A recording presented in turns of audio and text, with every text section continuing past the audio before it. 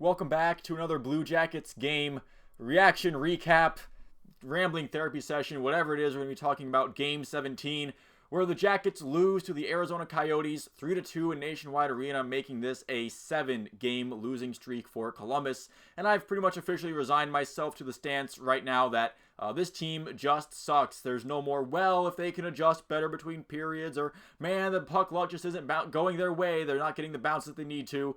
No excuses. This team is just straight up ass right now. Just complete garbage. I don't really see any evidence that points to this team getting better anytime soon. And the thing is, I don't think there's anything that can fix it immediately right now, where, if you fire Yarmo and or JD, that doesn't really change anything about the on-ice product. If you fire Pascal Vincent, I don't trust Yarmo and or JD to make the right coaching hire, because we saw how the last one went, didn't even make it to training camp. And honestly, I'm not even sure if firing Pascal Vincent would be a good move anyway, considering how some of the players are going right now, where Laine and Gaudreau were stapled to the bench in the third period again, and they deserved it again and again. While they did definitely earn their benching, when they're not out there for things like a 6-on-5 or the final 5 minutes of a third period where you need goals, this team does lose even that opportunity for theoretical high-end scoring out of those two. And, in order for this team to have gone anywhere this year,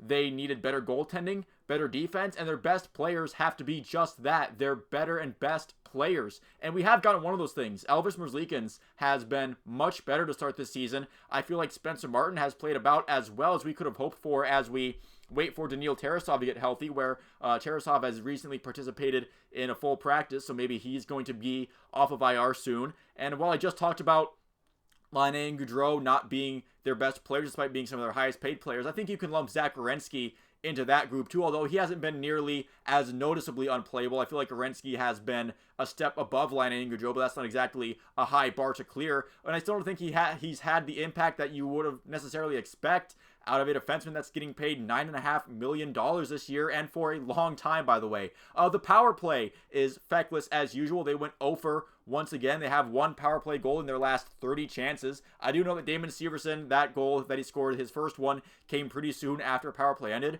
But if you get a goal during the actual power play, you won't have that marker on your resume. And again, I'm done making with like, oh, they scored it right after the power play. No, they didn't score it during the power play, so the power play still sucks. And this power play has gone through cycles of different coaches and different talent, different philosophies, and it's always come away with the same result year after year after year. I don't know how to fix it. They don't hire me to make those decisions. But in this game against the Coyotes, the Jackets definitely teased aspects of a good team. They got another lead again. They scored the first goal, and that's nice, a Damon Severson slap shot, but, we've seen this movie too many times to be fooled by it, and they just blew it less than 5 minutes later from a Howden goal, and that let all the air out of the building for that one. Game was tied at 1 heading into the third period, where the Jackets just continuing to let things snowball. The penalty kill finally gave out. That's been one of the actual elite things about this team so far through the stretch, is that their penalty kill has risen the ranks.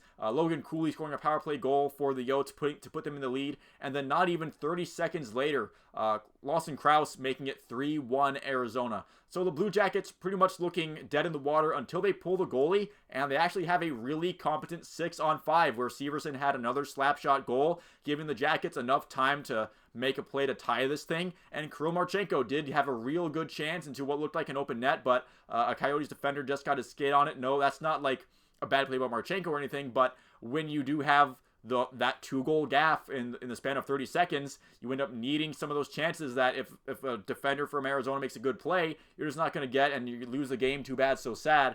They can't get a tying goal despite the good pressure. And the Blue Jackets, they play the Capitals tomorrow, which is made just a little bit harder by Washington finding their footing, where the Capitals have won 3 straight. Jackets will be looking for really anything to hang their hat on. They have to get some kind of result, and not just a comeback that results in an overtime loss, because we've seen that again and again and again, and it has not resulted in any sort of forward momentum for this team. So anything that they can rest their laurels on, and that's been really hard to come by for Columbus the past couple weeks. But that's going to do it for this video. Just kind of a shorter one than usual, but just like a a little burst of rant. I'm going to have to do like 60 more of these, and I hope I have something to come away with it in some time other than just the Jackets suck right now. But again, that's going to do it for this video. Thank you for watching. If you made it this far into it, leave a like and a subscribe if you enjoyed it and you would like to see more like it. Let me know what you thought about this game and how the Jackets could fare in the near future down in the comments below. Once again, thank you for watching. I'll see you at the next one.